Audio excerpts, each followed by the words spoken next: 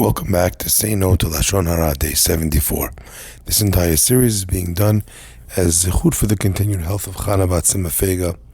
If you'd like to sponsor an episode, please email us at shlomo@wearechazak.com. The Chafetz Chaim now approaches the concept of avak Lashon Hara, which means the dust of Lashon Hara. What does that mean, the dust of Lashon Hara? Lashon Hara, as an example, is something that we've established means that someone is speaking negatively about somebody else or causing them damage with their words. How about if I've not caused that person damage and I've not spoken negatively about them? Well, that obviously is not Lashon Hara. Says the Chafetz Chaim, the halacha says, not so fast. There are times when a person makes a statement that isn't Lashon Hara, but still will lead to Lashon Hara about him. And therefore, the statement that you made actually, in the final analysis, caused them damage. So let's try and understand what the case of avak Lashon Hara is in its most simple and straightforward form. The Chafetz Chaim has an entire chapter in his Sefer specifically talking about statements which allow a person to get to Lashon Hara through a hint or through a, so to speak, an opening, and we'll see what that means. Dust is so small that you can barely see it. You have to use even a microscope, and avak Lashon Hara can sometimes be the same way, where you're looking at the words that were said, and you don't often see on the surface anything incorrect or bad about what you're saying. So let's go example by example. Imagine a person says about someone, wow, it's amazing how fast this person caught up in his Judaism. Basically, on the surface, what are you saying? Look at how fast he's grown. But actually, the end of that sentence basically is from where he's begun. Or if the person has negative character traits and you say, wow, this person is really working on their midot. It sounds like it's a great thing, and it is. But it also leaves open the second part where, oh, he must have really needed to work hard because he had terrible character traits. So sometimes when you make a positive statement, the left off piece or the part from which that came is actually not so great. And even though the person has come so far or grown so fast or is doing so well considering what? A lot of times a person might focus on that part of the conversation or statement and lose respect for him or not want to be involved with him in whichever way. Now, a classic case of avak Lashon Hara is where I didn't say anything negative at all. So as an example, I complimented the person and said how great they were. So what could possibly be wrong with praising someone?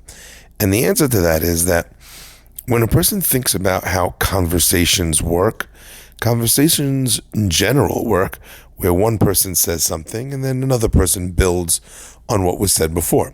So if you've said something and now I'm going to say something, well, let's think what brick could be placed upon your brick.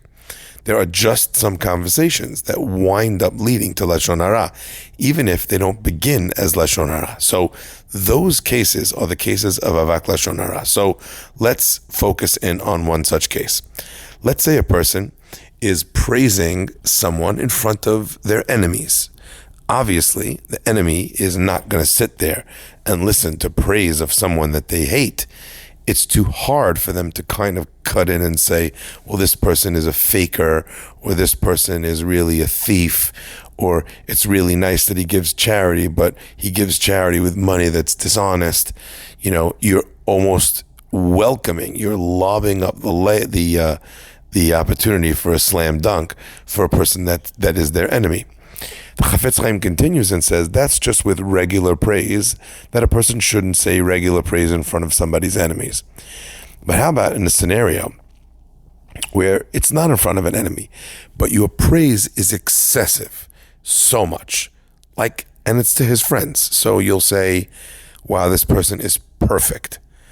I never saw him get angry ever in my life. You're basically inviting them to say, well, actually, he's a great guy. I love him and all, but the guy gets angry practically every day.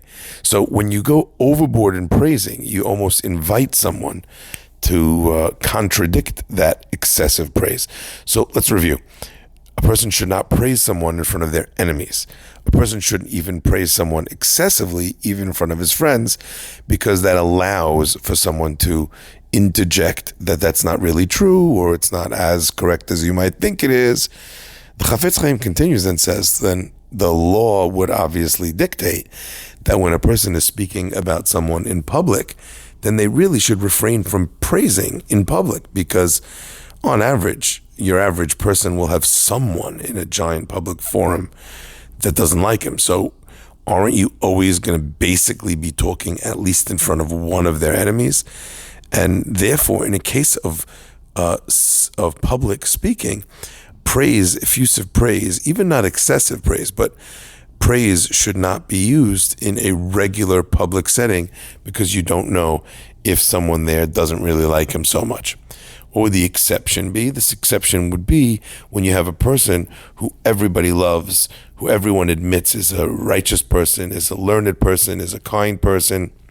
Because when it comes to something like that, even if there's someone in the crowd that doesn't like him, the overwhelming feeling of gratitude, of respect, of awe for that person makes it such that that person would not feel comfortable contradicting, would not feel comfortable disagreeing, because people wouldn't listen, people would ignore, they wouldn't take, or they wouldn't listen to that. The Chafetz Chaim then continues in Be'er Mayim Chaim, a separate pirush, and he explains that if we're talking about people sitting in speaking about a Torah personality, a certain rabbi or a gadol, and says the Be'er Mayim Chaim, if you hang around while people are speaking and about whichever Talmid Chacham, oftentimes there's people who just love criticizing no matter who it is.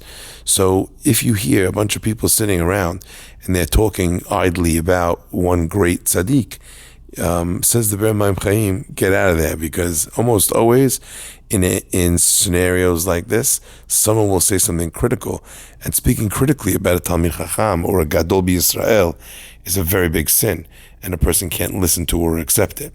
So first and foremost, what are we seeing over here is that Avak Lashon Hara kind of casts a really wide net, and helps a person understand that in practical terms, sometimes negative talk can come from positive talk. And if I'm part of building that in the dynamic of a conversation, then that's something I have to stay away from as well.